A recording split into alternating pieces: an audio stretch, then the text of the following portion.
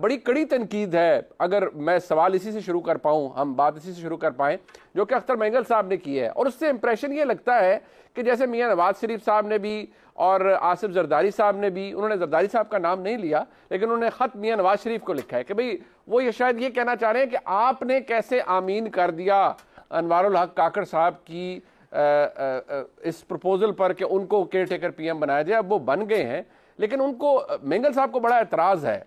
अब जो उनके कन्वेंशनल एतराज़ात और उनका जो पॉइंट है वो बड़ा स्ट्रांग रहा है over the period of time, आप मैं हम सबको पता है जी। लेकिन इस तैनाती के हवाले से तो काफ़ी बेहतरीन किस्म की तगड़ी चार्जशीट है, और वो है भी डायरेक्टेड पीएमएलएन पे। क्यों आपको चौधरी साहब, आपके नज़दीक क्या आपको लगता है कि मेंगल साहब ने क्यों टारगेट किया, मियां नवाज शरीफ साहब को एड्रेस क्यों किया? देखिए, बलूचिस्तान के अंदर काकड़ और मैंगल्स के दरमियान बड़ी पुरानी लड़ाई है। ये खानदानी, ट्राइबल और सियासी लड़ाई है। और जब काकड़ कबीले का अगर कोई शख्स निगरान प्राइम मिनिस्टर बनेगा तो मैंगल्स को और मक्सीस को प्रॉब्लम होगी, इसमें कोई शक नहीं है। बड़ी पुरानी राइवलरी है वहां पे, और इसकी वजह वो राइवलरी है।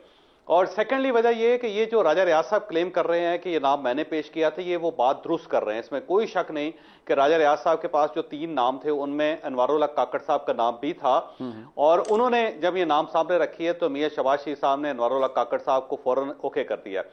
लेकिन अब सवाल यह है कि राजा रियाज साहब के पास ये नाम कहां से आया? क्या राजा रियाज साहब ने खुद सोचा, और क्या राजा रियाज साहब बलोचिस्तान के अमूर के इतने एक्सपर्ट हैं कि उन्होंने देखा कि काकड़ साहब के अंदर ये पोटेंशियल है कि वो मुल्क को संभाल सकते हैं, या ये नाम उन्हें किसी और ने दिया, या फिर पाकिस्तान मुस्लिम लीग नून की तरफ से पास ऑन हुआ कि आप ये नाम लिस्ट में शामिल कर लें और हम इसको ओके कर देंगे, कंफर्म कर देंगे।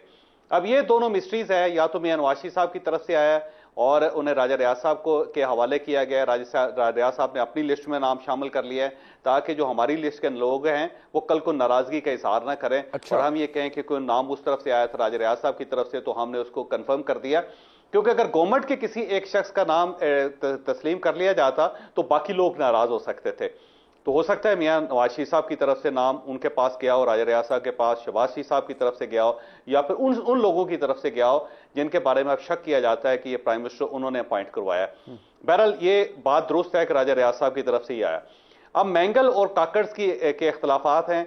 अब काकड़ अगर प्राइम मिनिस्टर बनेंगे तो डेफिनेटली वहां मैंगल्स और मक्सीस को प्रॉब्लम होंगे। वहां पे उनकी सीट्स खराब होंगी, उनके उम्मीदवार उठा लिए जाएंगे, उनके उम्मीदवार गायब हो जाएंगे, उनको वोट नहीं पड़ेगा, या वहां रिजल्ट्स जो हैं वो डिले होंगे। ये चीज फैक्ट है, क्योंकि एक ट्राइबल सोसाइटी है और इनकी ट्राइबल राइवलरीज है और बड़ी पुरानी राइवलरीज है। ये दूसरा फैक्ट है। ठीक है। अब तीसरा ये है कि अनवारुल हक काकड़ साहब को क्यों सिलेक्ट किया गया, ये एक सवाल है कि जब एक टर्माइल है, आपको ये पता नहीं है कि इलेक्शन होते हैं या नहीं होते, फिर आपने आइन के अंदर, कानून के अंदर तरामीम करके आपने केयर टेकर प्राइम मिनिस्टर को, केयर टेकर कैबिनेट को इतने इख्तियारात दे दिए हैं कि वो एग्रीमेंट्स कर सकते हैं या पुराने एग्रीमेंट्स को रीशेप कर सकते हैं, और ये भी पता नहीं है कि इलेक्शन 4 महीनों में होंगे, 7 महीनों में होंगे या 2 साल के अंदर होंगे। बिल्कुल। तो आपने काकड़ साहब को क्यों आपने सिलेक्ट किया? उसके मुकाबले में आपके पास जब जलील अब्बास जिलानी साहब का नाम था, तसद्दुक़ हुसैन जिलानी साहब का नाम था, बड़ी टावरिंग पर्सनैलिटी शामिल थी उसमें, तो आपने एक टावरिंग पर्सनैलिटी को क्यों नहीं सिलेक्ट किया? उसकी वजह यह है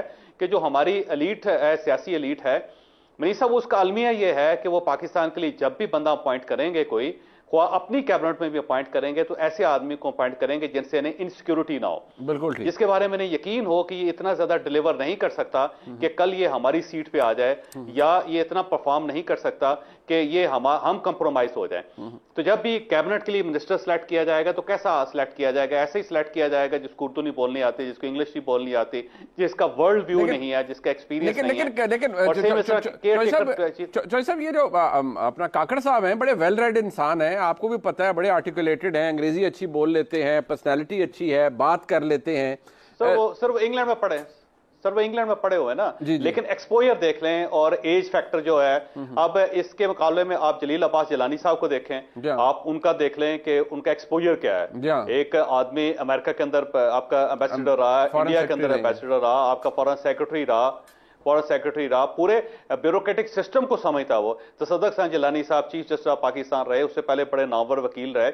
अब इनके प्रोफाइल देखें तो, और इनकी पर्सनालिटीज देखें, और उसके मुकाबले में काकड़ साहब का देख लें। हो सकता है काकड़ साहब अंग्रेजी बड़ी अच्छी बोलते हो, लेकिन उनका कोई बहुत ज्यादा एक्सपीरियंस नहीं है, उन्हें नहीं पता कि ब्यूरोक्रेटिक सिस्टम कैसे चलते हैं, इंटरनेशनल पार्टीज के साथ डील कैसे करनी है हमने, बाहर फॉरेन मीडिया को हमने इंटरव्यूज कैसे देने हैं, पाकिस्तान मीडिया जो उसको कैसे हैंडल करना है, पाकिस्तान के अंदर जो महंगाई है उसको कैसे कंट्रोल करना है, ये सारी चीजें जो है अब आप सिर्फ अगर पर्सनालिटीज को रखेंगे सामने तो आपके जहन में आएगी बात। ठीक, इशू ये था कि जैसे मोहसिन नकवी साहब पंजाब जब उनके हवाले किया गया तो ये सोच के किया गया था कि वो ढीले आदमी है, मीडिया पर्सन है, 12 बजे उठते हैं, वो घर से निकलते हैं और सबका ख्याल ये था कि परफॉर्म नहीं कर सकेगा, लेकिन वो तो उल्टा हो गया, गुंजाइश वहां पे रहेगी। लेकिन वो मोहसिन उन्होंने ऐसा कमाल किया नकवी साहब ने कि उन्होंने सोना बंद कर दिया, वो 3 घंटे सोते हैं, वो सुबह उठ के वो एक अस्पताल से दूसरे अस्पताल, तीसरे अस्पताल, फिर एक जनाजा, फिर दूसरा जनाजा, जहां पे पुल खराब होता है वहां पहुंच जाते हैं, जहां नाली खराब होती है वहां पहुंच जाते हैं।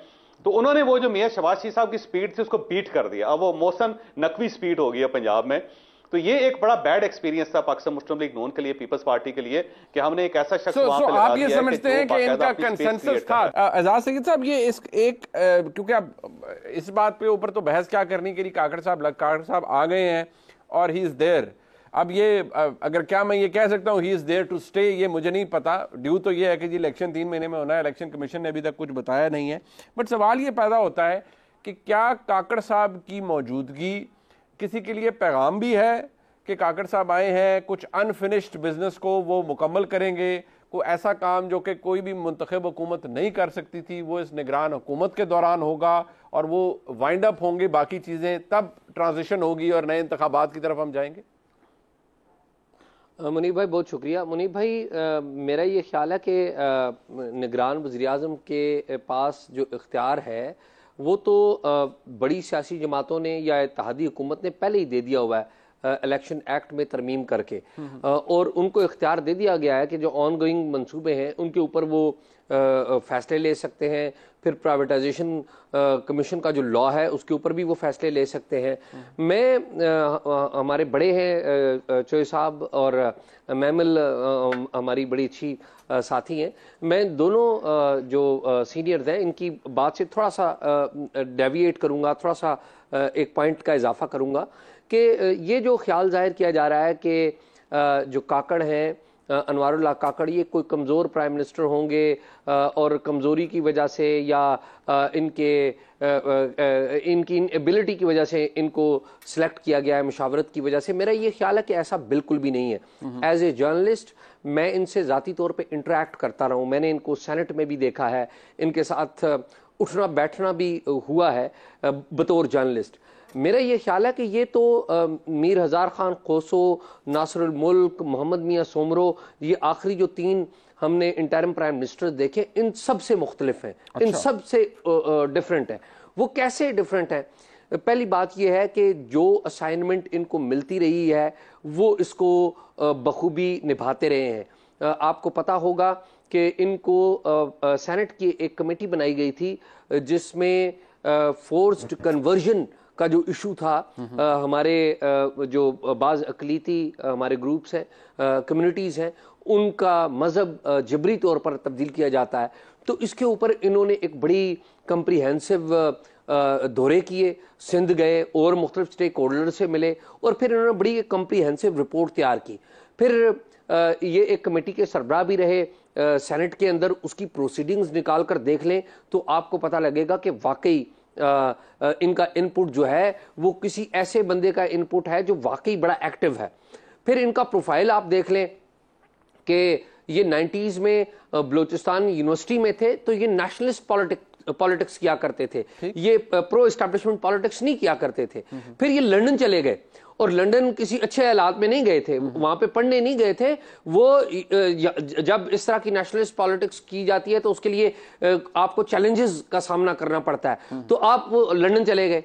फिर ये उधर से वापस आए, फिर इन्होंने अपना ट्रैक पॉलिटिक्स का बदला, ये मुशर्रफ साहब को भी इन्होंने सपोर्ट किया, PMLQ में गए, फिर नून लीग में गए क्योंकि नून लीग उस वक्त जो है उसके एस्टैब्लिशमेंट के साथ मामला ठीक हो गए थे, तो इनको जो एंटी एस्टैब्लिशमेंट पॉलिटिक्स है उसका भी बड़ा अच्छा पता है और प्रो एस्टैब्लिशमेंट पॉलिटिक्स के जो डायनेमिक्स है वो भी जानते हैं। और आखिरी और अहम बात यह है जी, मैं आपको ये पूरी जिम्मेदारी से ये बात कह सकता हूं, पूरी जिम्मेदारी से ये कह सकता हूं कि ये नाम जो है ये नवाज शरीफ साहब ने नहीं दिया, बिल्कुल। और ये बात भी मैं पूरी जिम्मेदारी से कह सकता हूं कि ये नाम जनाब आसिफ अली जरदारी की तरफ से भी नहीं आया हुआ।